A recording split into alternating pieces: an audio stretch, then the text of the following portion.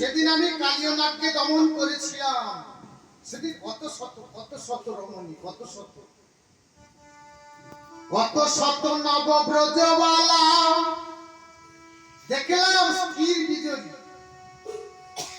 এই যে বাপ বিদ্যুৎ চমকিত হয় স্থির হয়ে দাঁড়িয়ে আছে, যখন বিদ্যুৎ চমকার তখনই আলো থাকে। এখানে তার কৃষ্ণ প্রেমের উল্টা গতি দেখলাম। এই যেন স্থির বিজয়ী,